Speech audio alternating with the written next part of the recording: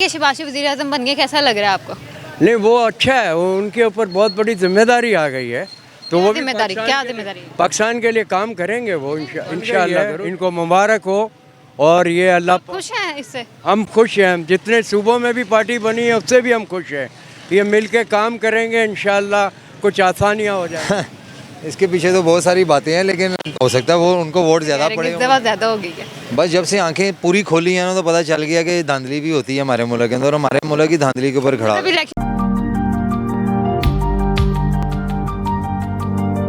अस्सलाम वालेकुम नाज़रीन, DS डिजिटल के साथ मैं हूँ आपकी मेज़बान चंदा बुखारी। नाज़रीन, मुल्की हालात आप लोगों के सामने हैं। हुकूमत बन चुकी है, वज़ीर आज़म शहबाज शरीफ बन चुके हैं, वज़ीर आला मरियम नवाज़ हैं। नाज़रीन, यहाँ पे सवाल ये उठता है कि इनके आने के बाद जो है पेट्रोल भी महंगा हो गया है, बिजली भी महंगी हो गई है, और मरियम नवाज़ वादे कर रही थी कि हम जो है बिजली फ्री देंगे, लेकिन अभी तक ऐसा कोई जो है वो काम, हमने ऐसा कोई इकदाम नहीं देखा। यहाँ पे आवाम मौजूद है, उनसे जान लेते हैं कि आखिर उनकी इस बारे में क्या राय है। अस्सलाम वालेकुम। वालेकुम सलाम। क्या नाम है आपका? अब्दुल गफूर नाम है जी। अब्दुल गफूर, कैसे हैं? शुक्र है अल्लाह पाक का। आपने वोट किसको दिया था? हमने वोट यहाँ मसरूफ़ थे, जिसकी वजह से दे नहीं सके थे। अगर मसरूफ़ ना होते तो किसको देते? वो मेरा अलग था। बहरहाल इस वक्त पाकिस्तान यूनाइटेड पार्टी बन गई है, इनको मुबारक हो। और ये अल्लाह खुश हैं इससे? हम खुश हैं। जितने सूबों में भी पार्टी बनी है उससे भी हम खुश हैं। ये मिल के काम करेंगे इंशाअल्लाह, कुछ आसानियाँ हो जाएंगी। शहबाज शरीफ वज़ीर आज़म बन गए? हाँ, तो बन गए, अच्छी बात है। अच्छी बात है। हाँ। अच्छा, मुझे ये बताएं कि शहबाज शरीफ वज़ीर आज़म बन गए, कैसा लग रहा है आपको? नहीं, वो अच्छा है। वो उनके ऊपर बहुत बड़ी जिम्मेदारी आ गई है, तो वो भी जिम्मेदारी क्या जिम्मेदारी? पाकिस्तान के लिए काम करेंगे वो इंशाअल्लाह ज़रूर करेंगे। उम्मीद है आपको? उनके साथ टीम होएगी, करेंगे काम। वो कैसी टीम? जो हमेशा हुकूमत के साथ होती है, और वो टीम काम करेगी। मरियम नवाज के बारे में क्या राय है वो आपकी? भी अच्छी है, वो भी काम करेगी। संभाल लेगी मुल्क को?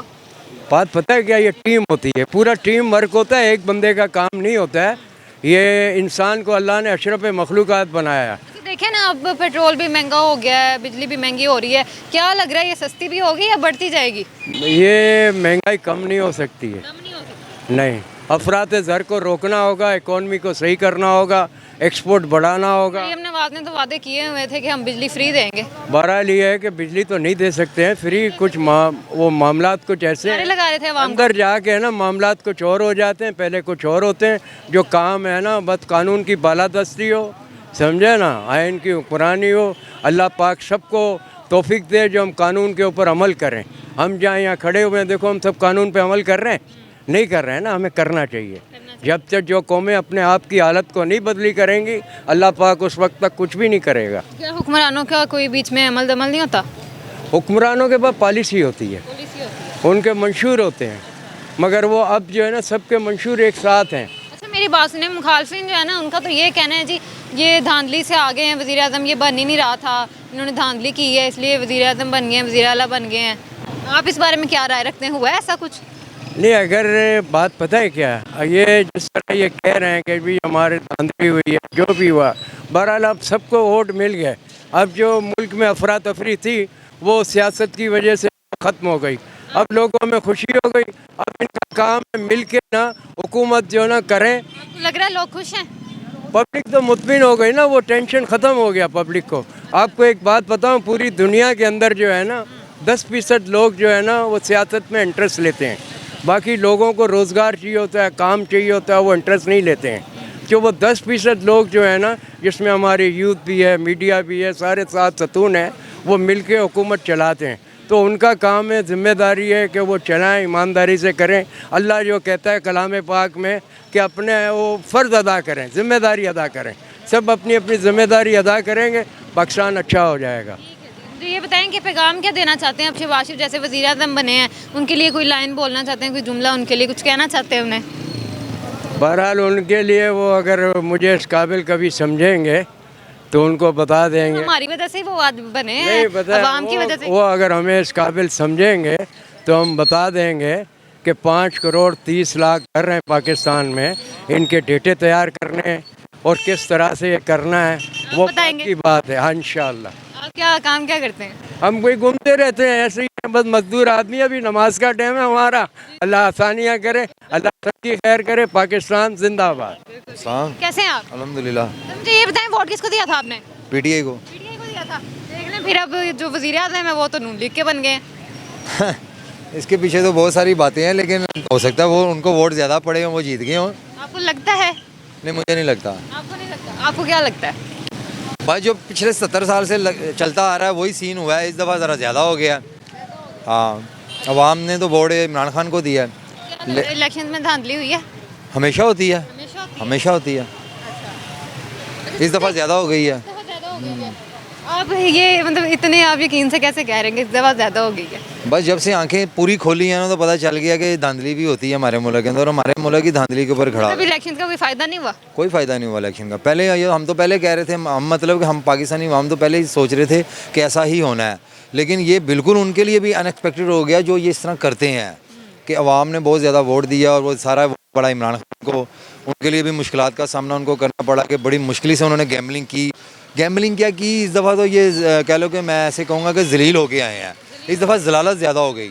गैम्बलिंग तो हर मरतबा होती है, इस दफ़ा जलालत ज़्यादा हो गई। जो चाहते थे वो तो हो गया। हाँ बिल्कुल हो गया, लेकिन देखे ना अवाम की तो आंखें खुली हैं ना, पूरी खुली हैं इस दफ़ा। और क्या लग रहा है शहबाज शरीफ साहब ने ना बड़े ऐलानात किए हैं। उन्होंने कहा हम सीपैक का मनसूबा आगे लेके जाएंगे, जो हमारी IT बरामदात है उसको बढ़ा देंगे, दहशतगर्दी का जड़ से उखाड़ के फेंक देंगे। आप इस बारे में क्या कहते हैं, होगा ऐसा कुछ? बिल्कुल यकीन नहीं है। शहबाज शरीफ की तो वैसे किसी बात पे यकीन नहीं है। हाँ, नवाज शरीफ साहब होते तो चलो कहते हैं कि चलो वो बंदा ज़रा थोड़ा सा डिफरेंट है, वो फिर भी बेहतर है, ठीक है। मैं एज ए पाकिस्तानी जो सोचता हूँ शहबाज शरीफ के बारे में तो ये सोचना कि वो हमारा प्राइम मिनिस्टर है, कसम वाली बात है, शर्म सी आती है। ना उनके पास कोई अकल है, ना उनके पास कोई सोच है, ना उनके पास कोई विजन है जो लीडर के पास होना चाहिए। वो तो आगे बस कह लो कि अजीब सी बातें करते हैं। उनको तो देख के यकीन करो कि हमें शर्म आती है। तो जो दूसरी कंट्री के लोग हैं, जो जिस तरह पूरी दुनिया उनको देखती होगी तो क्या सोचती होगी, वो हमारा इमेज क्या जाता होगा, बड़ा ही बुरा इमेज जाता होगा। इसलिए शहबाज शरीफ साहब को सिर्फ सड़कें बनाने पे रखें, ठीक है। वज़ीर आज़म वो किसी भी तरीके से सूट नहीं करते। मैं फिर दोबारा कहूँगा उन्हीं की पार्टी के कि जो नवाज शरीफ साहब है ना, वो फिर भी बेहतर थे। वो फिर भी चीज़ों को समझते हैं, उनके अंदर एक कह लो कि खुद एतमादी है, ठीक है। वो चीज़ों को सुलझाना जानते हैं। क्या लग रहा है बिजली फ्री मिलेगी?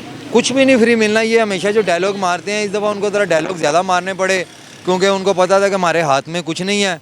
लोगों को बेवकूफ़ कराने वाली बातें, बेवकूफ़ बनाने वाली बातें ज़्यादा की जाएँ, जिसमें चलो लोग ज़रा बेवकूफ़ बन जाएँ। लोग तो नहीं बेवकूफ़ बने, हमेशा की तरह जैसे जो जिनके हाथों में इनकी डोरें होती हैं उन्होंने इनका साथ दिया, मैक्सिमम साथ दिया है। साथ क्या दिया, इनको भी इनकी औकात दिखाई है, उसके बाद इनको इनके वजारतें वगैरह दी हैं। अब जिस तरह ये असेंबली में गए हैं, यकीन करें एज ए इंसानियत अगर आप सोचें कि इनके ज़मीर गवारा करते हैं, इनके अंदर ज़मीर नाम की कोई है चीज़ कि ये जाके असेंबली के अंदर बैठेंगे और मैंडेट चोरी करके, आवाम का मैंडेट चोरी करके ये जाके बैठेंगे। खुदा की कसम, ये तो यकीन करेंगे, आपके चैनल के तवस्सुत से मैं एक मैसेज देना चाहता हूँ कि इनको डूब मरना चाहिए।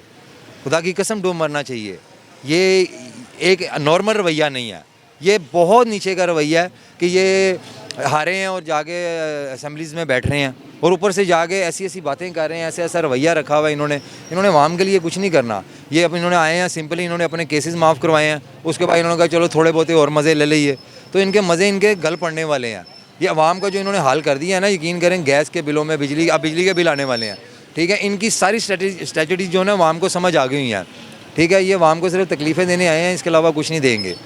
ये बताएं कि अब तो जो होना था वो तो हो गया, वज़ीर आला भी बन गए, वज़ीर आज़म भी बन गए। अब आपको क्या लग रहा है, जिन्होंने ऐलान किए हैं, जो वादे किए हैं, उनमें से कोई पूरा होगा या नहीं? मैं कहता हूँ कि अगर एक भी ये वादा पूरा कर लेंगे ना, खुदा की कसम इनको माफ़ी है। अगर कोई एक भी वादा पूरा कर लें, हमारी आवाम की तरफ से माफ़ी है। ये आज भी 80s 90s की सियासत कर रहे हैं, जब लोग बेवकूफ़ ज़्यादा होते थे, ब्लैक एंड वाइट दुनिया थी।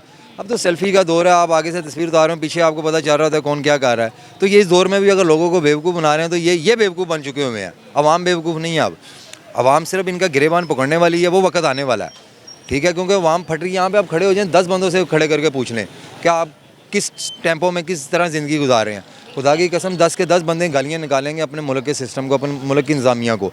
तो ये कहीं ना कहीं तो होता है ना, एक इंसान जब मैं सोचूंगा यार मैंने जो मरना है, फिर मैं सोचूंगा यार मैं अगले को मारूं जिसकी वजह से मार रहा हूँ।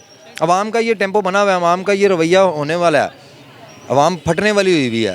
अगर इस तरह का कोई निज़ाम बन जाता है आने वाले हालात में, तो क्या फिर पाकिस्तान के हालात बेहतर होंगे या मज़ीद ख़राब होंगे? ऐसे तो किस तरह का निज़ाम, जैसा आप कह रहे हैं कि अवाम जो है शदीद जो है इनके हालात बुरे होने वाले हैं। हाँ, उसके बाद ही चीज़ें ठीक होगी ना, वैसे नहीं ठीक होनी।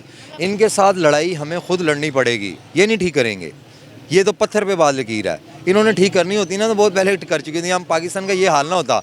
हम कंपैरिजन करते हैं इंडिया के साथ, हम कंपैरिजन करते हैं अब बांग्लादेश के साथ कि बांग्लादेश कितना आगे चला गया है। यकीन करें ये बात करते हुए मुझे दुख भी हो रहा है, लेकिन मैं ये बात उनके लिए खुशी से करूँगा कि जो बंगाली अलहदा हो गए हमसे, खुदा की कसम ये हकीकत है, वरना उन्होंने भी हमारे साथ जलीली हो रहा होता। तो ये इनके लिए डूब मरने का मुकाम है कि हम एज ए पाकिस्तानी इनसे क्या उम्मीदें रखते हैं और इन्होंने पाकिस्तान का ये पिछले 30-40 सालों में क्या हाल किया। शर्मिंदगी वाली बात है, ये इनको डूब मरना चाहिए।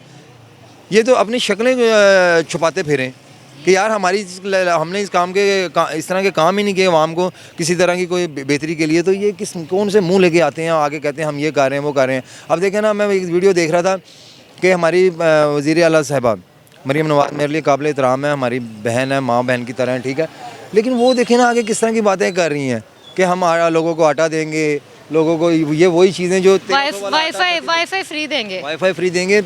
इन्होंने कुछ भी फ्री नहीं देना, वाईफाई की ज़रूरत नहीं है। लोगों के साथ पेट लगा हुआ है, उनके खाने का कोई प्लान करें, कोई ऐसी स्ट्रेटजीज बनाएं, ऐसी पॉलिसी बनाएंगे जिससे आवाम को रिलीफ मिले, ना कि आप उनसे भी छीन रहे हैं। ये छीनने आए हैं दोबारा, खुदा की कसम ये दोबारा छीनने आए हैं। मरीम नवाज ने तो ये भी बोला है कि जो इलेक्ट्रिक बाइक्स है ना इनको खरीदें, दूसरी बाइक्स का इस्तेमाल नहीं करें, पाबंदी लगा देनी है इन पे।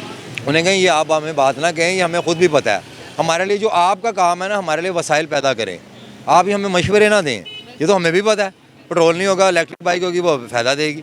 ये आप ये बातें बता के क्या करना चाह रही हैं? आप स्ट्रेटजीज बनाएं, पाकिस्तान के अंदर ऐसे ही इंडस्ट्री एरिया जो है उसको प्रमोट करें जिससे हमारा फ़ायदा हो, ना कि इस तरह की आप झूठी बातें आगे करें या किसी स्कूल में जाके किसी बच्चों को चेक करें क्या कर रहा है, किसी इदारे में जाके ये क्या कर रहा है। ये रंगबाजी हैं, सीधे लफ्ज़ों में कि ये रंगबाजी हैं। इनसे पर्दा उठ चुका हुआ है इनकी इन हरकतों के ऊपर। अब इनकी इन बातों के ऊपर बिल्कुल यकीन नहीं है, यकीन करें बिल्कुल यकीन नहीं है। ये तो हमारी मजबूरी है कि चलें, अब क्या कह सकते हैं इनको कि ये हम पे मुसल्लत हो गए हुए हैं। कोई ना कहीं हमारी अपनी भी गलतियाँ हैं कि जो हम इनको लेकर आए हैं। तो मैं तो इनसे बिल्कुल डिसार्ड हूँ। मैं क्या, मेरी तरह का हर पाकिस्तानी इनसे डिसार्ड है, डिसअपॉइंटमेंट है। ये कुछ